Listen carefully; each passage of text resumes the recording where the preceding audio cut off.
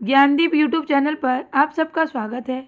आज मैं आप सबको इस वीडियो में हिंदी साहित्य के 100 महत्वपूर्ण प्रश्नों को कराऊंगी जो कि सभी परीक्षाओं के लिए महत्वपूर्ण है। तो आप वीडियो को लास्ट तक ज़रूर देखें क्योंकि मैं वही सारे प्रश्नों को लेकर आई हूँ जिससे कि एग्जाम में क्वेश्चन पूछे जाएंगे। और वीडियो पसंद आए तो वीडियो को लाइक शेयर सब्सक्राइब करना ना भूलें। तो चलिए देखते हैं क्या है क्वेश्चन नंबर 1 है। क्वेश्चन नंबर 1 है, हिंदी साहित्य इतिहास ग्रंथों में काल विभाजन के लिए कितनी पद्धतियां हैं? तो हिंदी साहित्य इतिहास ग्रंथ में काल विभाजन के लिए कितनी पद्धतियां हैं? तो 4 पद्धतियां हैं।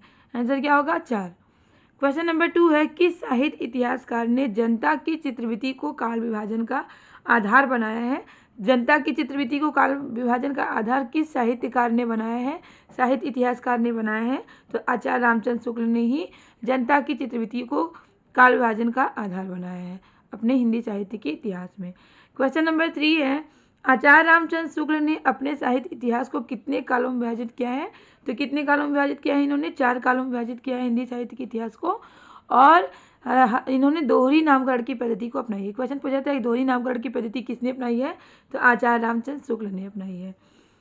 क्वेश्चन नंबर 4 है, हिंदी साहित्य के आरंभिक काल यानी आदिकाल, जो आरंभिक काल है का सर्वाधिक उपयुक्त नाम क्या है? जिसे आदिकाल कहा जाता है आरंभिक काल को। और यही क्या है? सर्वाधिक उपयुक्त नाम है। बहुत भिन्न भिन्न विद्वानों ने भिन्न भिन्न नाम दिए हैं आरंभिक काल को। तो यहाँ सर्वाधिक उपयुक्त जो नाम है वो क्या है? आदिकाल है। क्वेश्चन नंबर 5 है, आचार्य रामचंद्र शुक्ल ने अपने साहित्य इतिहास ग्रंथ में लगभग कितने वर्षों तक के साहित्य पर प्रकाश डाला है? तो इन्होंने जब अपने साहित्य का इतिहास ग्रंथ है इनका हिंदी साहित्य का इतिहास, तो उसमें कितने वर्षों तक के इतिहास साहित्य पर प्रकाश डाला है? तो 950 वर्षों तक के साहित्य पर प्रकाश डाला है। किसने? आचार्य रामचंद्र शुक्ल ने। क्वेश्चन नंबर 6 है, आदिकाल का विशद विश्लेषण करने का श्रेय किसे जाता है? तो आचार्य हजारी प्रसाद द्विवेदी को आदिकाल का विशद विश्लेषण करने का श्रेय जाता है। क्वेश्चन नंबर 7 है, आदिकाल की समय सीमा क्या है? देखिए हर एक काल होता है आदिकाल, भक्ति काल, रीति काल, आधुनिक काल, 4 काल है। तो हर एक काल की समय सीमा आपको पता होना चाहिए। तो सीमा अवधि क्या है यहाँ पे? 11वीं शताब्दी से 14वीं शताब्दी। ये भी इंपॉर्टेंट क्वेश्चन है, इसे नोट कर लीजिएगा। हर एक काल की सीमा अवधि क्या है वो आपको पता होना चाहिए। तो आदिकाल की जो सीमा अवधि है कितना है? 11वीं शताब्दी से 14वीं शताब्दी तक। आदिकाल के साहित्य का प्रमुख रस क्या है? आदिकाल का जो साहित्य है उसमें प्रमुख रस क्या है? वीर रस। वीर रस ही आदिकालीन साहित्य का प्रमुख रस है। क्वेश्चन नंबर 9 है, आदिकाल को बीजप्पन काल किसने कहा है? तो मैंने बताया कि आदिकाल को भिन्न भिन्न विद्वानों ने भिन्न भिन्न नाम दिए हैं। तो बीजप्पन काल नाम किसने दिया है? आचार्य महावीर प्रसाद द्विवेदी ने आदिकाल को बीजप्पन काल नाम दिया है। क्वेश्चन नंबर 10 है, हिंदी में हिंदी साहित्य का इतिहास सबसे पहले लिखा है किसने?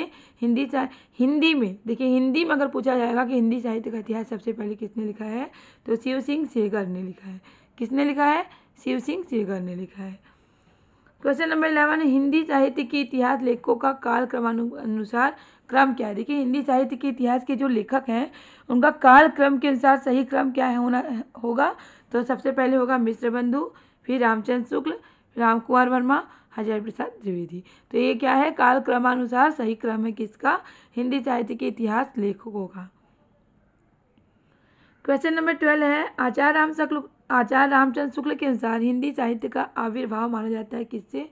तो आचार्य रामचंद्र शुक्ल क्या मानते हैं कि हिंदी साहित्य का जो आविर्भाव है ये किससे माना जाता है? प्राकृत की अंतिम अभ्रंश अवस्था से। प्राकृत की अंतिम अभ्रंश अवस्था से ही हिंदी साहित्य का आविर्भाव मानते हैं कौन? आचार्य रामचंद्र शुक्ल मानते हैं। क्वेश्चन नंबर 13 है, भाषा काव्य संग्रह कृति है। भाषा क्या है? काव्य संग्रह कृति है। किसने कहा है? महेश दत्त शुक्ल की। भाषा काव्य संग्रह जो कृति है किसकी है? महेश दत्त शुक्ल की है। क्वेश्चन नंबर 14 है, हिंदी साहित्य का अतीत के लेखक कौन है? देखिए हिंदी साहित्य का अतीत के लेखक कौन है? विश्वनाथ प्रसाद मिश्र। तो हिंदी साहित्य का इतिहास, हिंदी साहित्य का इतिहास जिन जिन विद्वानों ने लिखा है उस पर क्वेश्चन पूछे जाते हैं। तो हिंदी साहित्य का अतीत जो है उसके लेखक कौन है? विश्वनाथ प्रसाद मिश्र। क्वेश्चन नंबर 14 है, हिंदी भाषा का उद्भव और विकास के लेखक। देखिए हिंदी भाषा का उद्भव और विकास जो है इसके लेखक कौन है? इस पुस्तक के लेखक कौन है? डॉक्टर उदय नारायण तिवारी है। कौन है? उदय नारायण तिवारी है। क्वेश्चन नंबर 16 है हिंदी नवरत्न का रचना काल क्या है? हिंदी नवरत्न का रचना काल है 1910। क्वेश्चन नंबर 17 है आचार्य रामचंद्र शुक्ल ने शब्द सागर में लिखित शीर्षक लेख को परिवर्तित तथा परिमार्जित कर हिंदी साहित्य का इतिहास लिखा है। तो क्या लिखा है? हिंदी साहित्य का विकास। हिंदी साहित्य का जो विकास है इसी को इन्होंने परिवर्तित और परिमार्जित कर हिंदी साहित्य का इतिहास लिखा है।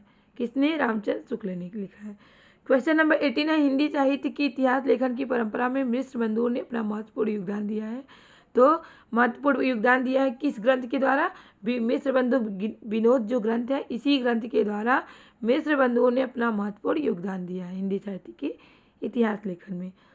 क्वेश्चन नंबर 19 है हिंदी गद्य की उद्भव काल में संस्कृत निष्ठ हिंदी का पक्ष लिया है किसने?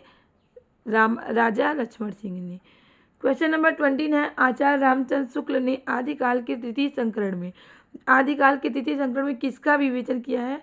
तो जो तृतीय संस्करण है आदिकाल का रामचंद्र शुक्ल के अनुसार, तो उसमें किसका विवेचन किया है? वीर गाथा काव्य का विवेचन किया है। तो रामचंद्र शुक्ल के जो प्रकरण है रामचंद्र शुक्ल के ने आदिकाल का जो प्रकरण दिए हैं जितने प्रकरण उस पर मैंने वीडियो बनाया है, आप वीडियो देख सकते हैं, लिंक मैंने दे दिया है। क्वेश्चन नंबर 21 है हिंदी का सबसे प्राचीन छंद क्या है? दोहा। हिंदी का सबसे प्राचीन छंद है दोहा। क्वेश्चन नंबर 22 है अपभ्रंश की पुरानी हिंदी मानते हुए हिंदी साहित्य का आरंभ जो है 7वीं से 8वीं शताब्दी किसने माना है? तो चंद्रधर शर्मा गुलेरी ने माना है। क्वेश्चन नंबर 23 है आचार्य शुक्ल ने आदिकालीन कृतियों पर विचार करते हुए कितने ग्रंथों को प्रमाणिक माना है? तो आदिकालीन कृतियों पर इन्होंने जो विचार किया है तो इस विचार के अनुसार इन्होंने कितने ग्रंथों को प्रमाणिक माना है? 12 ग्रंथों को प्रमाणिक माना है। क्वेश्चन नंबर 20 इसी तरह से क्वेश्चन पूछे जाते हैं, सारे क्वेश्चन इंपॉर्टेंट है, आप लोग नोट करते जाइएगा और चैनल को लाइक शेयर सब्सक्राइब करना ना भूलिएगा। वीडियो को लाइक करिएगा और चैनल को सब्सक्राइब करना ना भूलिएगा। क्वेश्चन नंबर 24 है आचार्य रामचंद्र शुक्ल ने आदिकाल के द्वितीय प्रकरण को क्या कहा है? तो द्वितीय प्रकरण को उन्होंने अपभ्रंश काव्य क्या कहा है? क्या कहा है? अपभ्रंश काव्य क्या कहा है? क्वेश्चन नंबर 25 है हिंदी साहित्य के इतिहास में दोहरे नामकरण की प्रवृत्ति किसने अपनाई है? मैंने पहले ऊपर बताया है कि दोहरी नामकरण की पद्धति किसने अपनाई है? आचार्य रामचंद्र शुक्ल ने ही हिंदी साहित्य के इतिहास में दोहरे नामकरण की प्रवृत्ति अपनाई है। क्वेश्चन नंबर 26 है अपभ्रंश के प्रथम महाकवि कौन है? अपभ्रंश के प्रथम महाकवि कौन माने जाते हैं? स्वयंभू माने जाते हैं। पहुमचरी इनकी प्रसिद्ध रचना है। अगर क्वेश्चन पूछा जाएगा पहुमचरी किसकी रचना है तो स्वयंभू की रचना है। क्वेश्चन नंबर 27 है संध्या भाषा का अर्थ क्या है? अंतः साधात्मक अनुभूतियों का संकेत करने वाली प्रतीक भाषा है। संध्या भाषा क्या है? अंत साधात्मक अनुभूतियों का संकेत करने वाली प्रतीक भाषा है। क्वेश्चन नंबर 28 है 84 सिद्धों में प्रथम सिद्ध कौन है? सिद्धों की संख्या कितनी है? सिद्धों की संख्या 84 है और 84 सिद्धों में प्रथम सिद्ध कौन है? तो सरापा जो है प्रथम सिद्ध है और सरापा को ही राहुल सांकृत्यायन ने हिंदी का प्रथम कवि माना है जो कि क्या है? सर्वमान्य मत है। क्वेश्चन नंबर 29 है आचार्य रामचंद्र शुक्ल के अनुसार भक्ति काल का समय क्या है? देखिए अब यहाँ पर भक्ति काल का समय पूछा जा रहा है कि इसके अनुसार रामचंद्र शुक्ल के अनुसार, तो भक्ति काल का समय क्या है? 1375 से 1700। तो जो आदिकाल, भक्ति काल, रीति काल, आधुनिक काल, ये जो हिंदी साहित्य के इतिहास के काल विभाजन इस पर मैंने वीडियो बनाया है, आप वीडियो देख सकते हैं और उसमें समय सीमा बताया गया कि हर एक काल की समय सीमा क्या है। तो वीडियो लिंक मैंने दे दिया, आप देख सकते हैं डिस्क्रिप्शन बॉक्स में। क्वेश्चन नंबर 13 है वह ग्रंथ जिसमें राधा कृष्ण के प्रेम का अनूठा वर्णन किया है? ऐसा कौन सा ग्रंथ है जिसमें राधा कृष्ण के प्रेम का अनूठा वर्णन किया गया है? तो पदावली में। क्वेश्चन नंबर 31 है कुमार पाल प्रतिबोध के रचनाकार कौन? रचना किसकी है? सोमप्रभ सूरी की रचना है। क्वेश्चन नंबर 32 है विद्यापति की पदावली मैथिली हिंदी में रचित होने पर भी प्रभावित है। विद्यापति की जो पदावली है मैथिली हिंदी में रचित होने पर भी प्रभावित है कहाँ? बंगला से।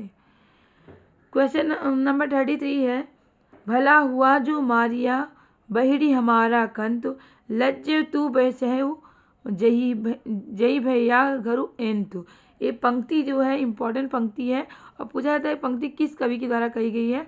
तो हेमचंद्र के द्वारा कही गई पंक्ति है। तो इसे आप लोग नोट कर लीजिएगा, क्योंकि एग्जाम में पंक्ति भी पूछ ली जाती है कि किसके द्वारा कही गई पंक्ति है।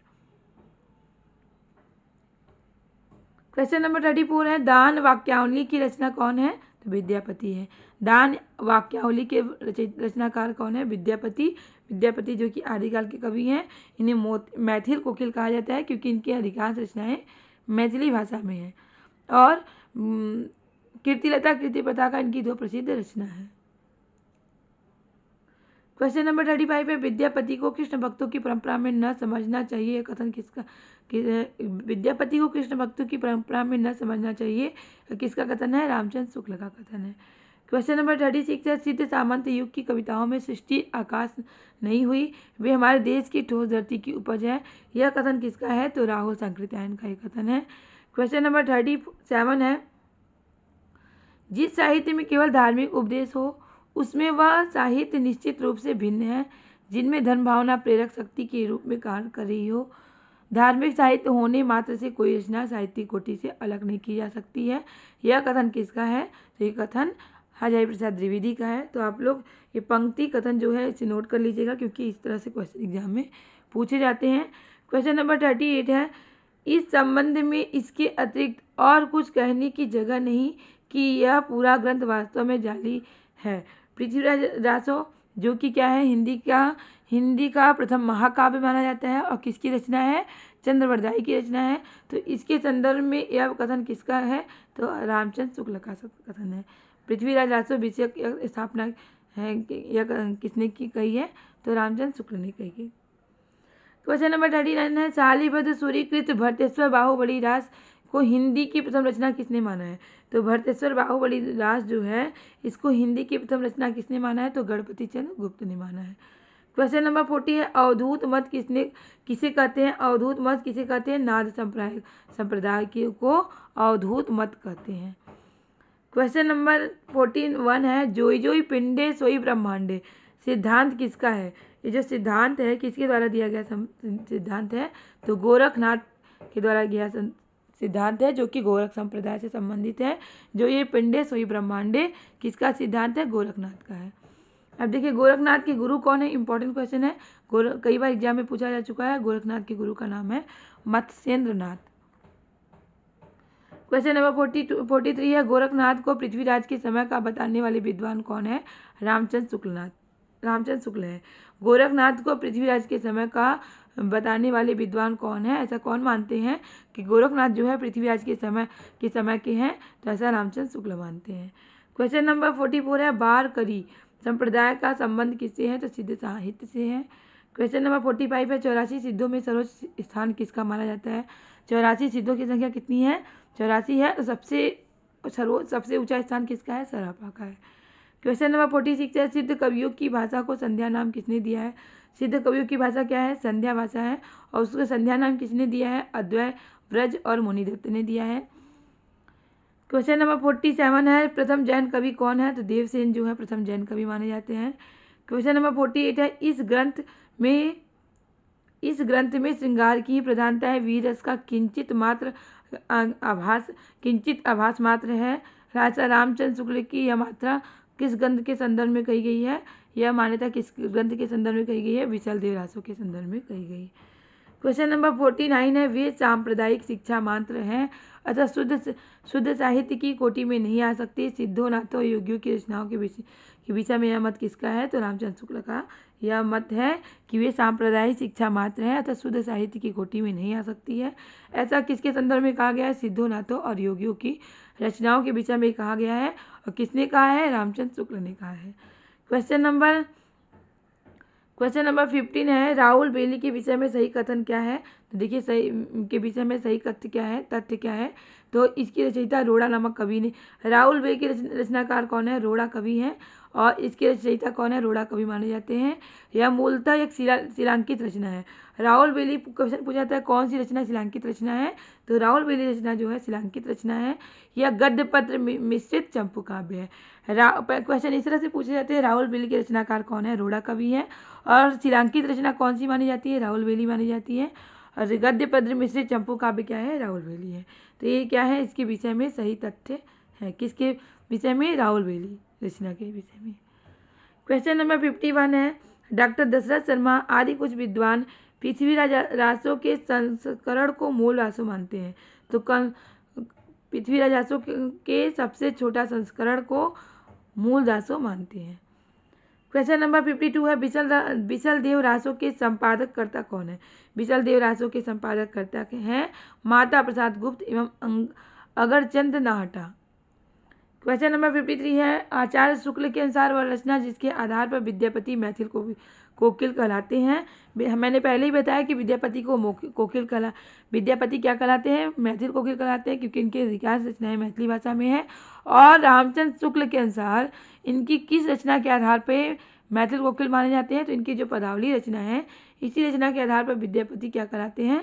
मैथिल कोकिल कहलाते हैं। ऐसा कौन मानते हैं? रामचंद्र शुक्ल मानते हैं। क्वेश्चन नंबर 54 है, अपभ्रंश के कवियों का विस्मरण हमारे लिए हानि की वस्तु है। यह कवि हिंदी काव्यधारा के प्रथम सृष्टा थे। यह कथन किसका है? राहुल सांकृत्यायन का ये कथन है। क्वेश्चन नंबर 55 है, इस पुस्तक की भाषा को कवि ने स्वयं अहट्ट कहा था। इसके बीच बीच में मैथिली भाषा के प्रयोग आए हैं। भाषा के अध्ययन की दृष्टि से इस पुस्तक का महत्व है ही, और वह कृति जिसके संदर्भ में आचार्य हजारी प्रसाद द्विवेदी का यह कथन है। तो ये कथन जो है किस कृति के संदर्भ में हजारी प्रसाद द्विवेदी का यह कथन है? तो कीर्तिलता के संदर्भ में हजारी प्रसाद द्विवेदी का यह कथन है। कीर्तिलता किसकी रचना है? विद्यापति की रचना है। और किस भाषा में लिखी गई है? अवहट्ट भाषा में लिखी गई है। इस तरह से क्वेश्चन पूछे जाते हैं कि कीर्तिलता जो है किस भाषा में लिखी गई है? अवहट्ट भाषा में लिखी गई है। क्वेश्चन नंबर 56 है, साधारणतः सन ईस्वी की 10वीं से लेकर 14वीं शताब्दी के काल को हिंदी साहित्य का आदिकाल कहा जाता है। हिंदी के प्रारंभिक काल विषय के कथन किसने है? तो हिंदी साहित्य का जो है 10वीं से लेकर 14वीं शताब्दी के काल को हिंदी साहित्य का आदिकाल कहा जाता है। तो प्रारंभिक काल के विषय में यह कथन किसका है? तो हजारी प्रसाद द्विवेदी का एक कथन है। क्वेश्चन नंबर 57 है, चौपाई दोहों का सबसे पुराना प्रयोग शायद यही है। जो कुछ पुराना साहित्य उपलब्ध है उससे लगता है कि पूर्वी प्रदेश में के बौद्ध सिद्धों ने ही इस शैली में लिखना शुरू किया है। तो सरापा विषय का कथन किसने कहा है? यह कथन किसने कहा है? तो यह कथन हजारी प्रसाद द्विवेदी जी ने कहा है। किसके संदर्भ में कहा है?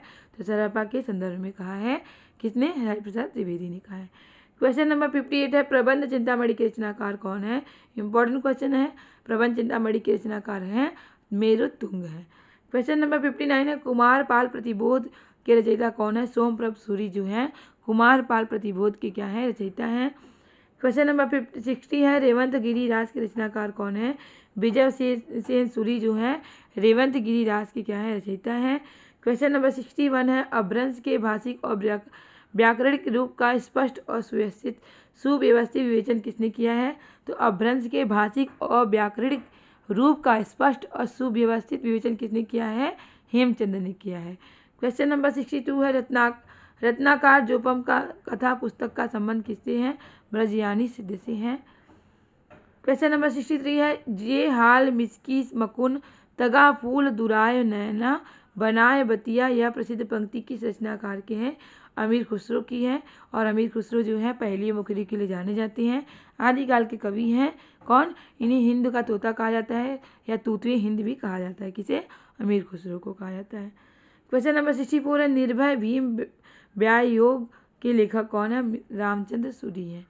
क्वेश्चन नंबर 65 है, वह इतिहासकार जिसने हिंदवी शब्द का प्रथम प्रयोग किया था? तो अब्बू सईद ने हिंदवी शब्द का सर्वप्रथम प्रयोग किया था। क्वेश्चन नंबर 66 है, कलचुरी राजवंश की 7 नायिकाओं के नक्श का वर्णन किस ग्रंथ से संबंधित है? तो राहुल बेली से संबंधित है, जो कि रोड़ा कवि की रचना है और शिलांकित रचना है। क्वेश्चन नंबर 67 है, काम भाव और शरीर का सौंदर्य उनके यहाँ उत्सव रूप में है। तो ये संदर्भ किसके संदर्भ में कहा गया है? विद्यापति के संदर्भ में कहा गया है। किसने कहा है? तो राम स्वरूप चतुर्वेदी ने कहा है। क्वेश्चन नंबर 68 है, रामचंद्र शुक्ल के अनुसार चंद्रबरदाई है क्या? हिंदी के प्रथम महाकवि माने जाते हैं। देखिए हिंदी के प्रथम कवि कौन है? सरापा है राहुल सांकृत्यायन के अनुसार, जो कि सर्वमान्य मत है। लेकिन रामचंद्र शुक्ल के अनुसार पूछा जाएगा कि हिंदी के प्रथम कवि कौन है? तो चंद्रबरदाई है। और चंद्रबरदाई क्या है? प्रथम कवि हैं हिंदी के, और व्याकरण में पारंगत है। कौन? चंद्रबरदाई। पृथ्वीराज आसो जो है चंद्रवरदाई की रचना है और पृथ्वीराज आसो को हिंदी का प्रथम महाकाव्य माना जाता है। क्वेश्चन नंबर 69 है चंदन बाला रास के रचयिता कौन है? तो आसगू कवि जो हैं चंदन बाला रास के क्या हैं? रचनाकार हैं। क्वेश्चन नंबर 70 है चंद्रवरदाई ने पृथ्वीराज आसो में मुख्यतः प्रयोग किया है क्या? कवित्व छंद का। जो चंद्रवरदाई की रचना क्या है पृथ्वीराज आसो, तो इसमें मुख्यतः क्या प्रयोग किया है इन्होंने? कवित्व छंद का मुख्यतः प्रयोग किया है। क्वेश्चन नंबर 71 है अमीर खुसरो ने हिंदी के लिए शब्द प्रयोग किया है क्या? हिंदवी। हिंदी के लिए कौन सा शब्द प्रयोग किया है अमीर खुसरो ने? हिंदवी। क्वेश्चन नंबर 72 है ढोला मारूरा दोहा में ढोला के पिता का क्या नाम है? ढोला मारूरा दोहा जो रचना है इसमें ढोला के जो पिता है उनका क्या नाम है? राजा नल। क्वेश्चन नंबर 73 है गोरखनाथ का समय जो है 11वीं सदी है। यह मान्यता किसका है? डॉक्टर पीताम्बर दत्त बर्तवाल का यह मान्यता है कि गोरखनाथ का समय जो है 11वीं सदी है। क्वेश्चन नंबर 74 है नाथ पंथ सिद्धों की परंपरा से ही छटकर निकला है। यह कथन किसका है? रामचंद्र शुक्ल का है। क्वेश्चन नंबर 75 है यह कहानी 16वीं शताब्दी के बाद की लिखी हुई है और रासों से प्रक्षिप्त है। पद्मावती के समय के विषय में यह कथन किसका है? अजय प्रसाद द्विवेदी है। क्वेश्चन नंबर 76 है आदिकाल के अंतिम चरण के सुप्रसिद्ध कवि कौन है? तो आदिकाल के अंतिम चरण के सुप्रसिद्ध कवि कौन माने जाते हैं? अमीर खुसरो। भरत मुनि ने अपभ्रंश को नाम दिया है, क्या नाम दिया है? देश भाषा नाम दिया है। अपभ्रंश को क्या नाम दिया है भरत मुनि ने? देश भाषा नाम दिया है। क्वेश्चन नंबर 78 है जन्म काल की दृष्टि से कवियों का सही क्रम क्या है? तो जन्म काल की अगर दृष्टि से देखा जाए तो कवि का सही क्रम क्या है? सबसे पहले चंद्रवरदाई, उसके बाद जगनीक, अमीर खुसरो, श्रीधर। ये क्या है? सही क्रम है। क्वेश्चन नंबर 79 है विशल देव रासो की नायिका का क्या नाम है? देखिए नायक नायिका भी पूछ लिया जाता है एग्जाम्स में, तो विशल देव रासो जो ग्रंथ है इसकी नायिका कौन है? तो राजमती है। क्वेश्चन नंबर 80 है अमावस के घड़ी झिलमिल चंदा, पूनम के घड़ी सूर, नाद के घड़ी व्यंद गरजे, बाजत अनहद तूर। उपयुक्त काव्यांश में अनहद नाद की स्थिति को व्यक्त करने वाले योगी संत का नाम है क्या? अनहद नाद की स्थिति को व्यक्त करने वाले योगी संत का नाम क्या है? गोरखनाथ। क्वेश्चन नंबर 81 है सिद्ध हेमचंद शब्दानुशासन के रचनाकार कौन है? हेमचंद जो शब्दानुशासन रचना है इसके रचनाकार कौन है? हेमचंद्र है। क्वेश्चन नंबर 82 है नायिकाओं का नक्सिक वर्णन मिलता है किसमें? रोड़ाकृत राउलवेल में। राउलवेल जो है शिलांकित रचना है और गद्य पद मिश्रित क्या है? चंबू काव्य है और किसकी रचना है? रोड़ा कवि की है। इसमें क्या है? नायिकाओं के नक्सिक का क्या मिलता है? वर्णन मिलता है। क्वेश्चन नंबर 83 है डिंगल का सबसे पहले प्रयोग किसने किया है? तो राजा बांकी दासकृत को कवि 32 में डिंगल का सबसे पहले प्रयोग मिलता है। क्वेश्चन नंबर 84 है शिलाओं में लिखा हुआ काव्य क्या है? देखिए शिलांकित काव्य क्या है? शिलाओं में लिखा हुआ काव्य क्या है? राउलवेल जो कि रोड़ा कवि की रचना है और गद्य पद्य मिश्रित चंपू काव्य है। क्वेश्चन नंबर 85 है इतिहास लेखन की सबसे अव्यवस्थित पद्धति क्या है? तो इतिहास लेखन की सबसे अव्यवस्थित पद्धति है वर्णानुक्रम पद्धति। क्वेश्चन नंबर 86 है आदिकाल में चरित काव्य सर्वाधिक किस साहित्य में रचे गए हैं? तो जैन साहित्य में। क्वेश्चन नंबर 87 है पुरुष कहानी कहाँ जस पत्थावे पुण्य किस कवि की उक्ति है? पुरुष कहानी कहाँ जस पत्थावे पुण्य, तो ये विद्यापति की पंक्ति है। क्वेश्चन नंबर 88 है गोरख की वाणियों का सर्वप्रथम संग्रह किसने किया है? तो गोरख की वाणियों का सर्वप्रथम संग्रह किसने किया है? पीताम्बर दत्त बर्तवाल ने किया है। क्वेश्चन नंबर 89 है स्वयंभूकृत पहुमचरी की विषय वस्तु किससे संबंधित है? तो पहुमचरू जो रचना है किसकी रचना है? स्वयंभू की रचना है। तो इसका विषय वस्तु किससे संबंधित है? तो राम कथा से संबंधित है। क्वेश्चन नंबर 19 है अपभ्रंश का आदि कवि कौन है? अपभ्रंश के आदि कवि कौन है? स्वयंभू को अपभ्रंश का आदि कवि माना जाता है। क्वेश्चन नंबर 91 है आदिकालीन साहित्य में गद्य का प्राचीनतम ग्रंथ कौन सा माना जाता है? तो कुबलय माला कहा को आदिकालीन साहित्य में गद्य का प्राचीनतम ग्रंथ माना जाता है, कहा जाता है। क्वेश्चन नंबर 92 है संदेश रासक के रचनाकार कौन है? तो संदेश रासक के रचनाकार हैं अब्दुल रहमान। आदिकाल की रचना और रचनाकार जो है उस पर मैंने वीडियो बनाए हैं, तो आप देख सकते हैं। आदिकाल पर मैंने विस्तार से चर्चा किया है, तो वीडियो मैंने लिंक मैंने दे दिया है, आप देख सकते हैं। क्वेश्चन नंबर 93 है संदेश रासक किस प्रकार का काव्य है? तो संदेश रासक जो है खंड काव्य है। क्वेश्चन नंबर 94 है किस ग्रंथ में हिंदू दरबार और भारतीय जीवन पद्धति का यथार्थ चित्रण किया गया है? तो वर्णरत्नाकर ग्रंथ में हिंदू दरबार और भारतीय जीवन पद्धति का यथार्थ चित्रण किया गया है। क्वेश्चन नंबर 95 है हिंदी साहित्य का समग्र इतिहास नामक ग्रंथ के रचनाकार कौन है? तो रामकिशोर शर्मा है। क्वेश्चन नंबर 96 है रमणीयता के आधार पर काव्य के कितने भेद किए गए हैं? अगर रमणीयता के आधार पर देखा जाए तो काव्य के कितने भेद किए गए हैं? 3 भेद किए गए हैं। क्वेश्चन नंबर 97 है स्वरूप के आधार पर काव्य के कितने भेद किए गए हैं? स्वरूप के आधार पर काव्य के 2 भेद किए गए हैं। क्वेश्चन नंबर 98 है इस्तवार दलाल लितेतुर एंदुई हिंदुस्तानी ये ग्रंथ जो है किस भाषा में लिखी गई है? तो फ्रेंच भाषा में लिखी गई ग्रंथ है, और इसके रचनाकार कौन है? गासादत आसी। क्वेश्चन नंबर 99 है इस्तवार दलाल लितेतुर एंदुई हिंदुस्तानी नामक इतिहास ग्रंथ के लेखक कौन है? तो गासादत आसी हैं। लास्ट क्वेश्चन है question number 100 the modern vernacular literature of northern Hindustan ये जो इतिहास ग्रंथ है इसके लेखक कौन है? George Grierson. कौन है इसके लेखक? George Grierson. तो ये रहे आपके टोटल 100 क्वेश्चन इतिहास हिंदी साहित्य के इतिहास से संबंधित। तो उम्मीद है कि आपको वीडियो को जरूर पसंद आया होगा। वीडियो पसंद आया तो वीडियो को लाइक से सब्सक्राइब करना ना भूलें, क्योंकि आपका लाइक से सब्सक्राइब करना ही हमें मोटिवेट करता है इस तरह के क्वेश्चन इस तरह के टॉपिक लाने के लिए, जिससे आपकी अच्छी तैयारी हो सके और आप अपने एग्जाम में सफल हो सके। इसी तरह के क्वेश्चन इसी तरह के टॉपिक की तैयारी करने के लिए हमारे चैनल से जुड़े रहें। तब तक के लिए मिलते हैं नेक्स्ट क्लास में। बाय।